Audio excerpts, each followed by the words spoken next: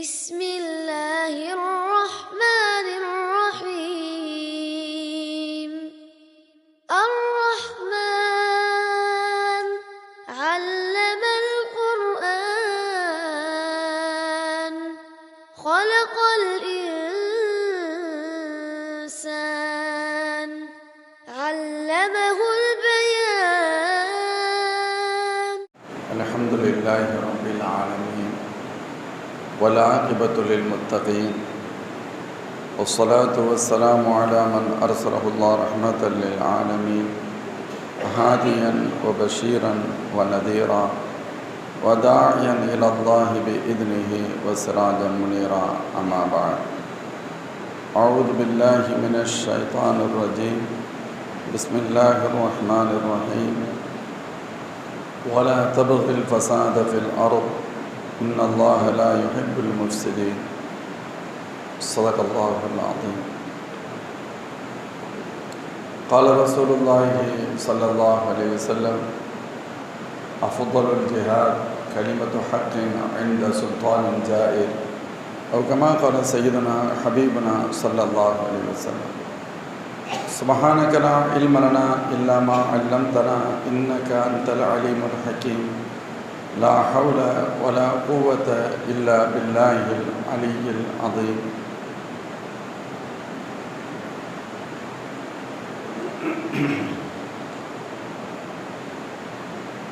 அல்லாஹ்வின் நல்லடியார்களே, அல்லாஹ் ஜல்ல ஷானுஹு வ தஆலா மூமின்களுக்கு வாழ்வின் எல்லா நிலைகளிலும் அவர்கள் பின்பற்றி நடக்க வேண்டிய பல்வேறு சட்டத்திட்டங்களை அல்லாஹ் தருகிறான். அவர்களுடைய வீடுகளாக இருந்தாலும் அல்லது அவர்கள் வழிபடுகின்ற மஸ்ஜிதுகளாக இருந்தாலும் கூட அது எப்படி அமைய வேண்டும் என்பதை எல்லாம் மார்க்கம் சுட்டி காண்பிக்கிறது. பெருமானார் ஸல்லல்லாஹு அலைஹி வஸல்லம் எச்சரிப்பார்கள்: மன் கஸப ஷிப்ரன் மினல் அர்த், அடுத்தவர்களின் இடத்தில் ஒரு ஜான் இடத்தை அபகரித்துக் கொள்வாரையானால் 7 பூமிகளின் அளவிற்கு அல்லாஹ் அவனது கழுத்தில் தொங்கவிட்டு விடுவான் என்றார்கள் அல்லாஹ்வின் திருத்தூதர் ஸல்லல்லாஹு அலைஹி வஸல்லம். அடுத்தவருடைய இடத்துல ஒரு ஜான் இடத்தை அபகரித்தா 7 பூமிகளுடைய அளவு இவனுடைய கழுத்தில் தொங்கவிடப்பட்டு மாட்டிவிடப்படும், இழுத்துச்சல் என்று சொல்லப்படும். அந்த அளவிற்கு பிறரின் பொருளை அபகரிப்பது அவ்வளவு பெரிய குற்றமாக சொல்லப்பட்டது.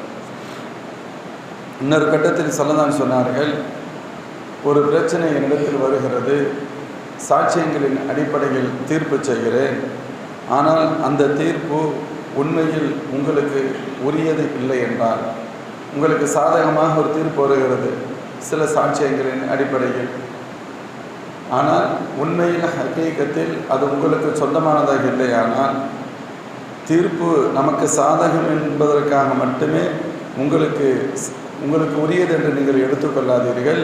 ஃபைன்னமா அக்தஅலஹு கித்அத்தன் மினன் நார், நரகத்தின் ஒரு பகுதியைத்தான் உங்களுக்கு நான் ஒதுக்கி தந்திருக்கிறேன் என்றார்கள் அல்லாஹ்வின் திருத்தூதர் ஸல்லல்லாஹு அலைஹி வஸல்லம். எதுக்கு சொல்ல வர்றாங்க?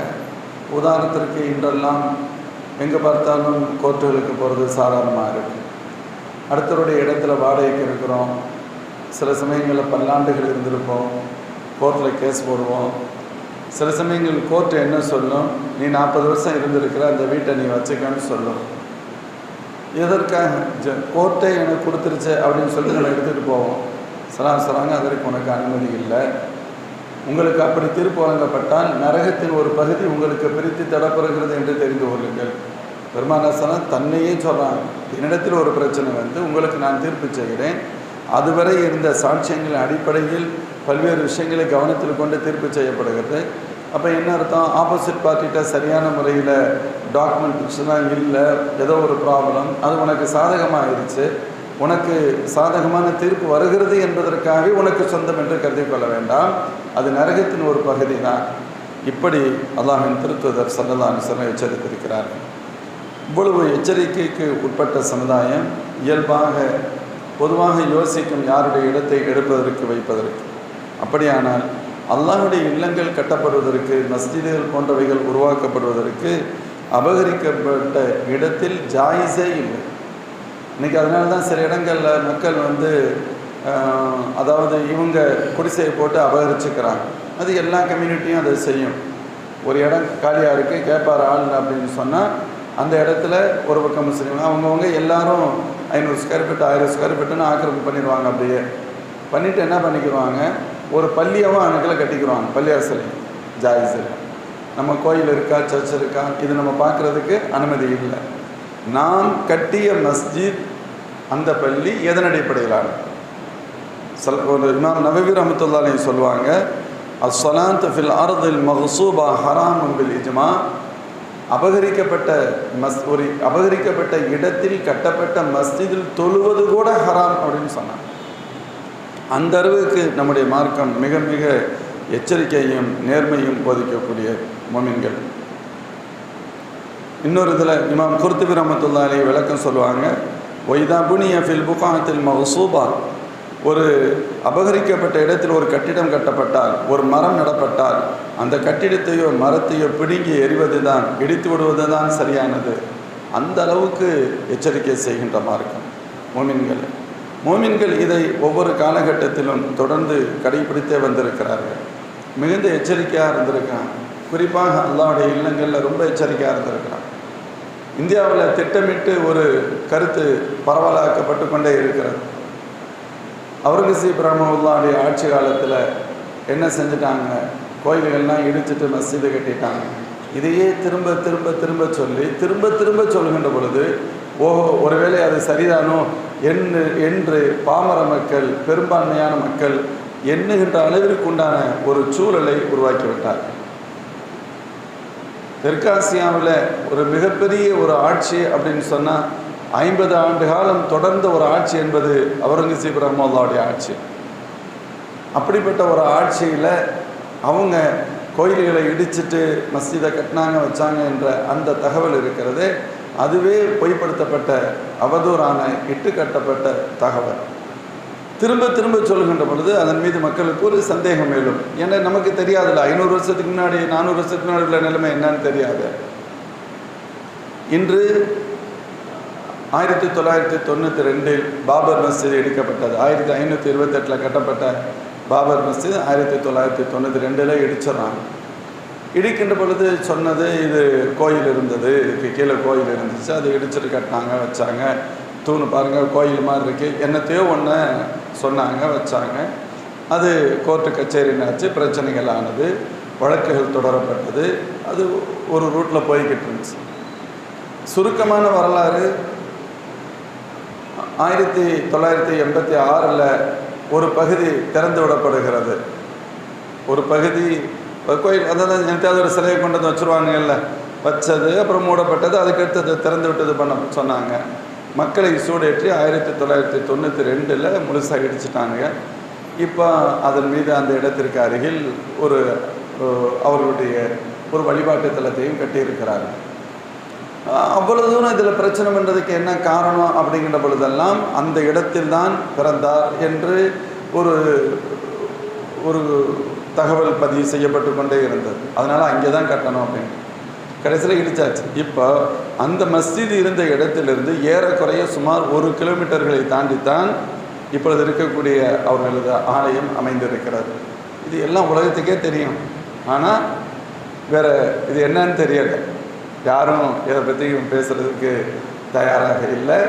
இங்கே இருக்கக்கூடிய அடிவருடிகள் எல்லாம் அங்கே போயிட்டு வந்துட்டு ஏதாவது ஒரு கதையை சொல்லிகிட்டு இருப்பாங்கன்னு வச்சுக்கோங்களேன். கோடீஸ்வரர்கள், பணக்காரர்கள், அப்படிப்பட்ட ஒரு சூழல் உருவாக்கப்பட்டு விட்டது. இப்போ சரி, ஏதோ ஒன்று முடிஞ்சிருச்சு. இதன் வழியாக ஒரு பெரிய ஒரு பிரிவினையை ஏற்படுத்த முடியலை. நினச்சாங்க, தான் உண்மை, ஏற்படுத்த நினச்சாங்க. போங்க, உனக்கு தான் வேணுண்டா கட்டிட்டு போன்னு சொல்லிட்டு முஸ்லீம்கள் பெருசாக இது பண்ணிக்கல விட்டுட்டாங்க. நினச்சது ஒரு பெரிய இது, அதாவது ஒரு கலவரம் வரணும், மக்கள் 2 கூர் ஆகணும், அதுக்கெல்லாம் வழி இல்லை, ஒரு மாதிரியாக போயிடுச்சு. உடனே அதைப்படி விட முடியும்? அநியாயக்காரர்கள் பொறுப்பில் இருக்கும்போது அவ்வளோ சீக்கிரத்தில் விட்டுட்டு போக முடியாது. அதுக்கு அடுத்தது வேணும்னு சொன்னால் இப்போ அதே யூபியில் வாரணாசியில் காசி என்ற ஊரில் ஞானவாஃபி மஸ்ஜித் அப்படின்னு ஒரு பள்ளி இப்போ அதில் கை வச்சு, அதுவும் ஒரு கொஞ்ச நாளாக சில வருடங்களாக அந்த பிரச்சனை 20-30 வருஷமாக பிரச்சனை ஆக்கிக்கிட்டு இருக்காங்க. அந்த பிரச்சனை போய் பொதுவாகவே ஒரு சட்டம் இருக்குது. 1991 சட்டம் இயற்றப்பட்டது.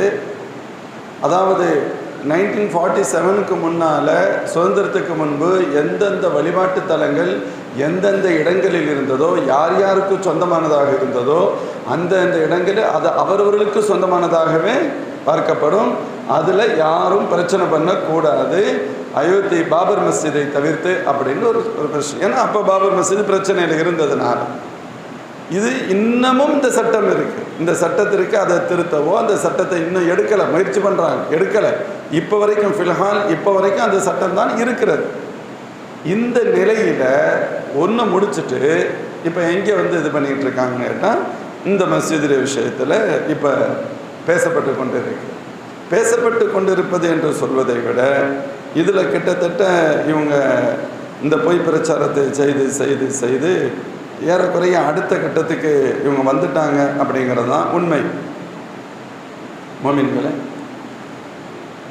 அந்த இடம் காசி இன்றைய பகுதி.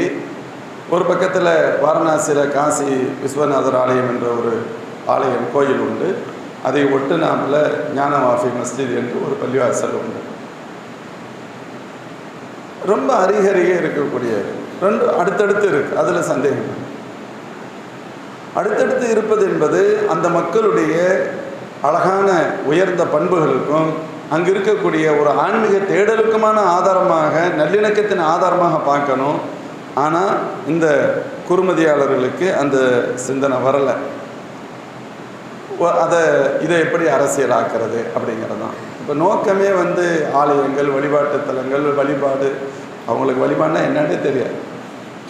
வழிபாடு இதெல்லாம் மறந்துக்க கூட தெரியாது. அது வேறு நோக்கத்திற்காக பயன்படுத்தக்கூடிய சில வார்த்தைகள்.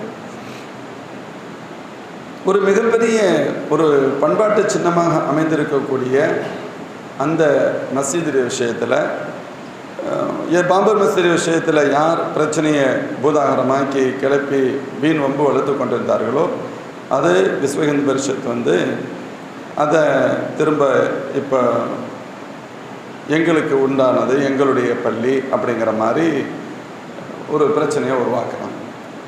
இப்போ லாஸ்ட்டாக 2019 மார்ச்சில் அந்த மஸ்ஜிதுடைய மேற்குப்புற வாசலில் நந்தி சிலை இருப்பதாக பொருளையை கிளப்பி விட்டாங்க. நந்தி சிலை இருக்குது அப்படின்னு சொன்னாங்க. இதுக்காக 4-5 பெண்களை தூண்டி விட்டு வழக்கு போட வச்சாங்க. அந்த பெண்கள் சொன்னாங்க, அங்கே போய் நாங்கள் வணக்கம் செய்யணும் அப்படின்னு சொல்கிறாங்க. 2021 அக்டோபர் 8 வாரணாசி கோர்ட்டு இது இருக்காண்டு ஆய்வு செய்யணும் அப்படின்னு சொல்லி இந்திய தொல்பொருள் துறைக்கு ஆய்வு செய்கிறதுக்கு உத்தரவிடுது. அது ஒரு பெரிய தொடர் வரலாறு. உடனே ஆய்வு செய்கிறதுக்கு தொல்பொருள் இதுக்கு உத்தரவிடுறாங்க. இதுக்கு எதிர்த்து கோர்ட்டுக்கு போகும் பொழுது கடைசியில் அதை ஏற்றுக்கொள்ள வேண்டிய நிர்பந்தம் அவர்களுக்கு ஏற்படுகிறது. 2022 ஏப்ரல் 14 அல்லது 15 ஆகிய நாட்களில் அந்த ஞானவாஃபி மஸ்ஜித் பள்ளிவாசல் வீடியோ ஆய்வு செய்யணும்னு சொல்லி வீடியோ பதிவு செய்யப்படுகிறது. இந்த பணிக்கு நியமிக்கப்பட்ட ஒரு இந்து சகோதர அதிகாரி நீதிமன்ற நடைமுறைகளுக்கு முற்றிலும் மாற்றமாக அவரது அறிக்கையை நீதிமன்றத்தில் சமர்ப்பிப்பதற்கு பதிலாக பொதுவெளியில் சமர்ப்பிக்கிறார். ஓப்பன் பிளேஸில் வெளியில் கொண்டு சொல்கிறார். கடைசியில் என்ன இவங்க கண்டுபிடிச்சாங்க அப்படின்னு சொன்னால், மஸ்ஜிதில் ஒது செய்கிற இடத்துல ஒது செய்கின்ற பழைய காலத்துண்டான மஸ்ஜிதுகள் ஒது சரி, இப்போவும் நமக்கு ஹவுது இப்போ நம்ம வச்சுருக்கிறோம். இது மாதிரி ஹவுது உள்ள இடங்களே மஸ்ஜிதுகளே இப்போ கம்மியாகிடுச்சு. எல்லாம் பைப்புகள் போடாச்சு. ஹவுதுகள் இருப்பது குறைவு. பழைய மஸ்ஜிதுகளில் அந்த நவாபுகள்லாம் பயன்படுத்துகின்ற அந்த மஸ்ஜிதெலாம் பார்த்தோம்னு சொன்னால் ஹவுது பெரிய ஹவுதாக இருக்கும். நடுவில் ஒரு நீரூற்று மாதிரியான ஒரு தேவைகளுக்காக சில கட்டிட மாதிரிலாம் கட்டி வச்சுருப்பாங்க பெரிய ஹவுதுகளில். இது மாதிரி ஹவுதுடைய மையப்பகுதியில் அலங்காரத்திற்காக கட்டப்பட்ட ஒரு நீரூற்றை லிங்கமாக சித்தரிக்க ஆரம்பித்தார். லிங்கம் இருக்குது அப்படின்னு சொன்னாங்க. உடனே வாரணாசி நீதிமன்றம் இதை ஏற்று ஒது செய்யும் இடத்திற்குள் முஸ்லிம்கள் போகக்கூடாது, பள்ளியாசலில் 20 பேர் மட்டும்தான் தொழுகிறதுக்கு அனுமதிக்கணும்னு சொன்னாங்க. இதை எதிர்த்து சுப்ரீம் கோர்ட்டில் அதுக்கடுத்து சுப்ரீம் கோர்ட்டில் இது அப்பீலுக்கு போகிறாங்க முஸ்லீம்கள், அந்த மஸ்ஜிதுடைய நிர்வாக கமிட்டி போகுது. அப்போது சுப்ரீம் கோர்ட்டு சொல்கிறது ஒது செய்கிற இடத்திற்கு போகக்கூடாதுங்கிற தடை அப்படியே இருக்குது. ஆனால் பள்ளியாசலுக்கு 20 பேருங்கிற இது எல்லை அப்படி வகுக்கக்கூடாது, அவங்க ஃப்ரீயாக போகலாம், கொஞ்சம் கொஞ்சமாக தானே வருவாங்க, போகலாம் அப்படிங்கிற மாதிரி சொல்கிறாங்க. இதற்கு அடுத்து இது ஒரு பக்கம் போய்கிட்டு இருக்கு. இதற்கு இடையில் வாரணாசி நீதிமன்றத்தின் முன்னால் இன்னொரு வழக்கு வருகிறது. அதில் ஒருவர் அந்த மஸ்ஜிதினுடைய கீழ்த்தளம் என்பதை விட அதனுடைய சவுத்து பகுதியில் இருக்கக்கூடிய, அதை ஒட்டி இருக்கக்கூடிய பகுதி அதான் கரெக்டான, அதனுடைய கீழே 7 அறைகள் இருக்கான். அதில் அந்த அறைகளில் ஒன்றில் எங்களுடைய சிலைகள் இருக்கிறது, அதை நாங்கள் வணங்கணும். அது ஆரம்பத்திலேருந்து அது ஒட்டின பகுதி இருந்திருக்கு. 1993 1992 பாபர் மசீத் இடிக்கப்பட்டதற்கு பின்பு 1993 அன்றைக்கு இருந்த யூபி அரசு முலாயம் சிங் யாதவ் இது தேவையில்லாமல் இது பிரச்சனை ஆயிரும், இல்லை இங்கே பக்கத்தில் போகிறேன்னு சொல்லிட்டு சேட்டை பண்ணுவானுங்கன்னு சொல்லி அந்த பூஜை பண்ணுறதை நிப்பாட்டி வச்சிருக்க, தடை பண்ணி வச்சிருக்கிறோம். இது எங்களுக்கு வேணும் அப்படின்னு சொல்லி வழக்கு தொடுக்கப்படுகிறது. கிட்டத்தட்ட 1993 தடை செய்யப்பட்டது, இப்போ வழக்கு தொடுக்கப்படுகிறது.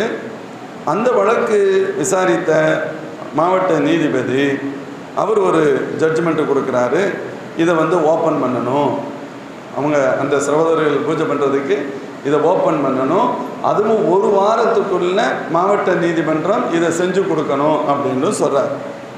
இவர் தீர்ப்பு சொல்கிறவர் அந்த தீர்ப்போடு அவர் மாப்பிள்ளை வீட்டுக்கு போயிடுறாரு. எதுக்கு போயிடுறார்? ரிட்டையர்டு, அவனுடைய ரிட்டையர்டுடைய கடைசி நாள். என்ன கூத்து பண்ணுறாங்க பாருங்க, அவனுடைய ரிட்டையர்டுடைய கடைசி நாள். இப்படி ஒரு ஜட்ஜ்மெண்ட்டை கொடுத்துட்டு அவர் போயிடுறாரு. ஏன்னா அதெல்லாம் எஜமான புண்ணியம் செஞ்சு தானே ஆகணும். வரலாம், அதற்கான தேவையான ஏற்பாடுகளை 1 வாரத்திற்கு செய்து கொடுக்கணும். இந்த ஜட்ஜ்மெண்ட்டை பற்றி அந்த சம்மந்தப்பட்ட விஸ்வ இந்துடைய அந்த ஆட்கள் சொல்ல பொழுது பயன்படுத்துகின்ற வார்த்தை எப்படி சொல்கிறாங்க பாருங்கள். ஓகே, எங்களுக்கு அந்த உரிமை வந்துருச்சு பூஜை செய்கிறதுக்கு உண்டானது, அது எங்களுக்கு இப்போ அதை ஆரம்பிச்சிருவோம் அப்படின்னு சொல்கிறதை விட சொன்ன வார்த்தை, பாபர் அயோத்தி வழக்கில் நீதிபதி KM பாண்டே 1986 February 1 ராமர் கோயிலின் பூட்டை திறக்க உத்தரவிட்டார் என்பதை நான் சொல்ல விரும்புகிறேன். அவன் பேட்டியில் சொல்கிறான், இன்றைய உத்தரவை அதனுடன் ஒப்பிட்டு பார்க்கிறேன், இதுதான் இந்த வழக்கின் திருப்புமுனை அப்படின்னு சொன்னான். அதாவது 1986 ஓப்பன் பண்ண சொன்னாங்க. இன்டெரக்டாக சொல்கிறது 92 என்ன செஞ்சிட்டோம், ஒரு 6 வருஷத்தில் இடித்து காலி பண்ணிட்டோம், முடிஞ்சு போச்சு. அப்போ இதே போல் எங்களுக்கு இப்போ அனுமதி வந்துருச்சு, இன்னும் கொஞ்சம் நாளில் இது இல்லாமல் போயிடும் அப்படிங்கிறத இவ்வளோ பகிரங்கமாக ஒரு பேட்டி கொடுக்கும் நிலை.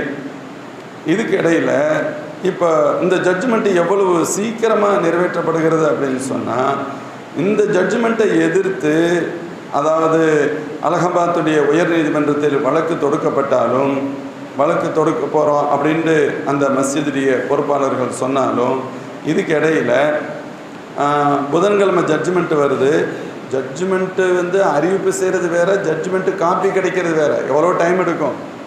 ஆனால் இதுக்கு இடையில் அன்றைக்கே ஜட்ஜ்மெண்ட்டு காப்பி வாங்கப்பட்டது, எல்லா வேலையும் நடக்குது, கலெக்டர் வந்துடுறாரு, எல்லா ஏற்பாடு நடக்குது.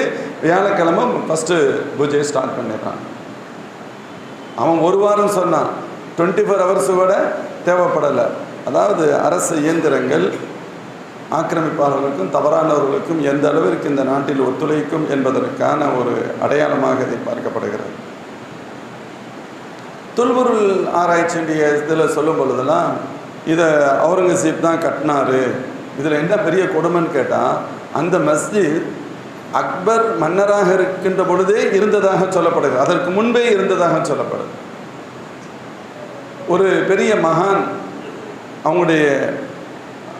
அவங்க அக்பருடைய காலத்திற்கு முன்பே இது கட்டப்பட்டது என்றும், அந்த மகானுடைய பெயரை சொல்லி வரலாற்றில் பதிவும், அவங்க இந்த மஸ்ஜிதில் ஜும்மா தொழுதிருக்கிறார்கள் என்று ஒரு பதிவும் இருக்கிறது. அப்படியானால் ஏறக்குறைய அவுரங்கசீப் ரஹ்மத்துல்லாஹுடைய காலத்திற்கு சுமார் 50 to 100 வருடங்களுக்கு முன்பாகவே அந்த மஸ்ஜித் இருந்திருக்கிறது என்பது பொருள். அவுரங்கசீப் ரஹ்மத்துல்லாஹ் அதை புனர் நிர்மாணம், சீரமைப்பு செய்திருக்கிறார். அந்த சீரமைப்பு செய்தது பதிவில் இருக்கும்ல, எழுதி வச்சுருப்பாங்க, அவங்க எல்லாத்தையும் எழுதி வச்சுருப்பாங்க. அந்த சீரமைப்பு செய்த அவுரங்கசீப் அந்த சீரமைப்பு செய்தார்கள் என்பதை இவன் இந்த பாருங்க அவுரங்கசீபின் பேர் வந்துருச்சு கட்டினார்கள் என்று கட்டிவிட்டார்கள். இப்படி ஒரு அநியாயத்தின் உச்சம் நடந்து கொண்டிருக்கிறது. இதன் வழியாக பாபர் மஸ்ஜித் விஷயத்தில் என்ன பண்ணணுமோ இதையே இப்போவும் நம்ம பண்ணி முடிச்சிடலாம் என்ற ஒரு நிலைப்பாட்டில் இருக்கிறாங்க. இதோட முடியும் அப்படின்னு சொல்கிறதுக்கு இல்லை. அவங்களுடைய நோக்கம் நிறைவேறுகின்ற வரை இது மாதிரியான பல்வேறு தேவைகள் இருக்கும். இப்போ திடீரென்று 2019 எல்லா பொதுவாக கோவிட்-19 தான் சொல்லுவோம். 2019 டிசம்பரில் தான் அந்த கோவிட் ஏற்படுகிறது. அந்த நேரத்தில் உலகமே கோவிடை கண்டு அஞ்சு கொண்டிருந்த நேரத்தில் நம்ம மட்டும் சிஏவை எதிர்த்து போராடினோம். அந்த பிரச்சனை வந்துச்சு. அப்புறம் அது பிப்ரவரி வரைக்கும் போச்சு. அதுக்கடுத்து வேறு இதுக்கு மேலே சமாளிக்க முடியலன்னு சொல்லி தற்காலிகமாக நிறுத்தி வச்சாங்க. இப்போ திடீர்னு வாழை வெளியே விடுறான். ஒருத்தன் சொல்கிறான் இது இன்னொரு ஒரு வாரத்தில் அதுக்கு தேவையான சட்டத்திட்டங்களை புதிதாக எப்படி அமல்படுத்தணுங்கிறத நாங்கள் வெளிப்படுத்துவோம். இதுவெல்லாம் மக்களை கூறு போடுகின்ற, மக்களிடத்தில் குழப்பத்தை ஏற்படுத்துகின்ற ஆட்சியாளர்கள் பிரச்சனையை குறைப்பதற்கான திட்டமிட வேண்டும். நல்ல ஆட்சியாளன், மோசமானவன், கேவலமானவர்கள் தான் ஆட்சியை பயன்படுத்தி மக்களை கூறு போடுறதுக்கும் சண்டை போட வைக்கிறதுக்கும் உயிர் பலிகளை ஏற்படுவதற்குண்டான முயற்சிகளை செய்வார்கள். அல்லாஹ் பாதுகாக்கணும். இப்படி ஒரு முயற்சி இப்பொழுது நடைபெறுகிறது. ஆனால் இயல்பாகவே இஸ்லாமிய வரலாறு நெடுகளை பார்த்தா இதுக்கு சான்ஸே கிடையாது. அதை யாரும் அப்படி இயல்பாக விரும்ப மாட்டாங்க. நமக்கெல்லாம் ஒரு பிரசித்தி பெற்ற வரலாறு உண்டு. ஹஸரத் உமர் ரலியல்லாஹு அன்ஹு பைத்துல் முகத்தஸை அவங்களுக்கு பலஸ்தீன் வெற்றி கிடைக்கிறது. பலஸ்தீன் அவங்களுடைய கைத்தில் வருகிறது. அப்போ அங்கே பார்க்க போயிருக்காங்க. பார்க்க போன வாரம் கூட சொன்னேன். அப்போ அந்த மஸ்ஜித் அந்த இடத்துல சுற்றி பார்க்கின்ற பொழுது தொழுகைக்கான நேரம் வந்து விட்டது. அது கிறிஸ்தவர்களுடைய தேவாலயம் இருக்கக்கூடிய ஒரு கல்லறை இருக்கக்கூடிய ஒரு பகுதி. அப்போ அந்த இடத்துல தொழுகிற நேரம் வந்தாலும் இங்கே தொழுதுக்கங்கன்னு சொன்னாங்க. இல்லை, நான் இங்கே தொழுகலை அப்படின்னு சொல்லிட்டு, நாளைக்கு ஏதாவது தேவையில்லாத பிரச்சனைகள் வரக்கூடாதுங்கிறதுக்காக வேணால் நான் பக்கத்தில் தொழுதுக்கிறேன்னு சொல்லி இன்னொரு இடத்துல தொழுதாங்க. யார்? உமர் ரலியல்லாஹு அன்ஹு. அதே போல் ஹஸரத் மூசா அலைஹிஸ்ஸலாம் காலத்தில் வரலாறு நமக்கு தெரியும். தூர்சினா மலையில் இறைவனோடு பேசிய மலை. அல்லாஹ் தூர்சினா மலையில் வச்சு மூசா அலைஹிஸ்ஸலாம் பேசினான்னு வரலாறு உண்டு, குர்ஆன் கூறுகின்ற வரலாறு. அந்த ஈஜிப்டில் தூர் பகுதியில், அந்த தூர்சினா மலை, சினாய் பகுதியில் இருக்கக்கூடிய தூர்சினா மலையில் ஒரு யூத தேவாலயம் ஒன்று இருக்கிறது, கிறிஸ்தவ தேவாலயம் ஒன்று இருக்கிறது. கிட்டத்தட்ட ஈஜிப்டில் கடந்த 1420 ஆண்டுகளுக்கு மேல் முஸ்லிம்களுடைய ஒட்டுமொத்த கட்டுப்பாட்டில் அந்த பகுதி இருந்தாலும் இன்று வரை அந்த ஆலயம் அவர்களுக்கு சொந்தமானதாகவே இருக்கிறது. அதில் யாரும் நம்ம போக மாட்டோம். நமக்கு என்ன தேவை இருக்குது? நம்ம போய் அதை எப்படி கை வைப்போம்? இன்று வரை அது அவர்களுடைய முழு கட்டுப்பாட்டிலே இருக்கிறது. யாரும் அதை என்னவென்று கூட பார்க்கவில்லை. இன்னொரு வரலாறு பார்த்தா தெரியும். ஹலீஃபா ஹாரூன் ரஷீத் அவங்களுடைய காலம் பக்தாதில் ஒரு பெரிய மஸ்ஜிதை கட்டணும்னு நினைக்கிறாங்க. அப்போ அந்த மஸ்ஜிதுக்காக இடத்தை தேர்வு செய்கிறாங்க. அதில் ஒரு வீடு யூத சகோதரியுடைய ஒரு பெண்மணியுடைய வீடு வருகிறது. இப்போ அந்த வீடை விலைக்கு கேட்குறாங்க. அவங்க யோசிச்சாங்க. டபுள் மடங்கு ரேட்டு கொடுக்கப்பட்டது. அந்த வீடு பெறப்பட்டது. பெற்று அந்த இடத்துல ஒரு பெரிய பள்ளிவாசலை கட்டிட்டாங்க. இது எப்படின்னு கேட்டால், இப்போ நிறைய இடங்களில் ஒரு முக்கியமான ரோடு போடுறதுக்கோ சாலைகள் போடுவதற்கோ அல்லது முக்கிய தேவைகளுக்கோ இன்றைக்கி இதே பாபர் மஸ்ஜித் இந்த இடத்துல இப்போ என்னத்தையோ ஒன்று கட்டியிருக்காங்களே, இதுக்கு வசதி பண்ணி கொடுக்கறதுக்காக ஏகப்பட்ட ஆலயங்கள், ஏகப்பட்ட மஸ்ஜிதுகள்லாம் இடித்து ரோடுகள் விரிவாக்கம் செய்யப்படுகின்றன. இது தனி கதை. இது ஒரு விரிவாக்கம், டெவலப்மெண்ட் அப்படிங்கிற ஒரு இதில் வரும். பக்தாதில் ஒரு மஸ்ஜித், பிரமாண்டமிக்க மஸ்ஜிதை கட்டணும். அதுக்காக இடங்கள் வாங்கப்படுகிறது. அதில் ஒரு பெண்ணுடைய இடம் இருக்குது. அவங்க கொடுக்குறதுக்கு யோசிக்கிறாங்க. டபுள் மடங்கு விலை தரம்னு சொல்லப்படுகிறது. அதற்கடுத்து அவர்கள் தந்திருக்கிறார்கள், வாங்கி கட்டப்படுகிறது. இது ஒரு சாதாரணமான நிகழ்வு. சில காலத்திற்கு பின்பு தற்செயலாக மன்னர் ஹலீஃபா ஹாரூன் ரஷீத் அவர்களே இந்த பெண் சந்திக்கும் சூழல் ஏற்பட்டது. அப்படி சந்திக்கின்ற பொழுது அந்த பெண் சொன்னாங்க, என்னுடைய மூதாதையர்கள் வாழ்ந்த பகுதி அது வீடு, என்னுடைய பெரிய அளவில் என்னுடைய திருப்தி இல்லாமையே எனக்கு ஏதோ காசை கொடுத்துட்டு இந்த இடத்த வாங்கிட்டாங்க அப்படின்னு சொன்னாங்க. ஹலீஃபா ஹாரூன் ரஷீத் மன்னர் என்ன சொன்னார் தெரியுமா? அந்த மஸ்ஜிதை இடிச்சிடுங்கன்னு சொன்னாங்க. அந்த மஸ்ஜிதை இடிச்சிடுங்க. அந்த பெண்ணுக்கு அந்த பெண்ணுடைய வீடு எப்படி இருந்துச்சோ அது மாதிரி கட்டி கொடுங்க. ஏற்கனவே 2 மடங்கு காசை கொடுத்துருக்கேன், அதை விட்டுருங்கன்னு. அதை விட்டுருங்க. எதுக்கு இதை சொல்லி தான் இஸ்லாமியர்களின் ஆட்சி. அவர்கள் ரஹ்மத்துல்லாஹ் பொதுவாக இஸ்லாமிய ஆட்சியாளர்களில் மிக இரையச்சமுடையவர்கள், மிக பேணுதலுக்கு சொந்தக்காரர். கொடுத்தவர்களை தவிர யாருடைய இதுலேயும் அது கற்பனைக்கு கூட ஒரு எட்டாத சூழல். ஆனாலும் அவதூறுகள் தொடர்ந்து இந்தியாவில் பரப்பப்பட்டு வரும். இது தொடர்ந்து நடக்கும். ஆனாலும் இதுக்கு ஒரு தீர்வு வரும். அனைத்து வழிகளும் மக்காவில் அடைக்கப்பட்ட பொழுது அல்லாஹ் மேராஜிற்கு ஸல்லல்லாஹு அலைஹி வஸல்லம் அடைத்தான். எல்லா வழிகளும் எங்கே பார்த்தாலும் லாக். கடைசியில் தாயிஃபுக்காவது போகலான்னு பார்த்தாங்க, அதுவும் ஃபெயிலியர். தாயிஃப்லையும் எதிர்பாராத கஷ்டங்கள்லாம் ஏற்பட்டுச்சு. என்னண்டு சுற்றி எங்கேயும் ஒரு சிறு தண்ணீருக்கு வந்து ஒரு சின்ன ஹோல் கிடைச்சா ஓடி போயிடும். அது கூட கிடைக்கலன்னா தான் மேலே ஏறும். அது மாதிரியான எந்த வாய்ப்பும் இல்லாத ஒரு சூழல். அல்லாஹ் ஸல்லல்லாஹு அலைஹி வஸல்லம் மேராஜுக்கு அழைத்து புத்துணர்ச்சியை வழங்கி மீண்டும் அல்லாஹ் மிகப்பெரிய மாற்றத்தை தந்தான். நினைத்திருக்கிற மோமின்கள் எல்லாம் அல்லாஹ் ஜல்ல ஷானுஹு வ தஆலா கண்டிப்பாக ரப்பு அப்படிப்பட்ட உதவியை மீண்டும் செய்வான். அல்லாஹ்வுடைய பேர் உதவி இந்த உம்மத்திற்கு கிடைக்கும். ஆயிரம் சூழ்ச்சியாளர்கள் என்னதான் செய்தாலும் சரி, அந்த சூழ்ச்சிகள் கண்டிப்பாக முறியடிக்கப்படும். இப்போ திடீர்னு ஒரு ஷைத்தான் கிளப்புறான். இங்கே கீழக்கரையில் இருக்கக்கூடிய ஜும்மா மஸ்ஜித் இருக்குது, பெரிய பள்ளியாசல். அதை பார்த்தாலே பயங்கரமாக இருக்கும். அதில் வந்து கல்லுகள்லாம் பார்த்தா எங்கேதுமா இருக்குது. அப்படி தான் லைட்டாக வாழை விட்டு பார்ப்பான். கொஞ்சம் கொஞ்சமாக வருவாங்க. எல்லா அநியாயக்காரர்கள் உலகத்தில் ஒரு நீண்ட நெடுங்காலம் வாழ்ந்த வரலாறு இல்லை. அது ஃபிரௌனாக இருக்கட்டும், யமனாக இருக்கட்டும், போன ஒரு நீண்ட நெடுங்காலம். இது முடிவரை எழுதப்படுகின்ற காலமாக இருக்கலாம், நாம் வாழுகின்ற காலம். எப்படி இருந்தாலும் சரி, மோமின்கள் அல்லாஹ்வுடைய பேருதவியின் மீது அபாரமான நம்பிக்கை உள்ளவர்களாக இருக்க வேண்டும். இறையச்சத்தோடு இருக்க வேண்டும். நாம் பேணுதலோடு இருக்க வேண்டும். இதில் பெரிய கொடுமை என்னன்னு கேட்டால், சில சரியான தகவல்களை தேடுவதற்காக தேடுபொருள் கலன்களாக பார்க்கப்படுகின்ற விக்கிபீடியா போன்ற அந்த மென்பொருள்கள் கூட அந்த கருது இருக்க சர்ச் இன்ஜின் சொல்லுவோம். அதில் கூட இது மாதிரியான பொய்யான தகவல்களை சேர்க்கப்படுகின்ற ஒரு சூழல். இதற்கு படித்த இளைஞர்கள், குறிப்பாக இந்த ஐடி ஃபீல்டில் இருக்கக்கூடிய துறை சார்ந்த பிள்ளைங்க, உண்மையான தகவல்களை எப்படி கொண்டு போய் சேர்க்கணும், அதில் வைக்கிறதுக்கு உண்டான விஷயங்கள் என்ன, அதுக்குண்டான முறைகள் என்ன என்பதை கூட யோசிக்க வேண்டும். ஒரு நம்ம வந்து ரோட்டுக்கு வரணும்னு தான் ஆசைப்படுறாங்க.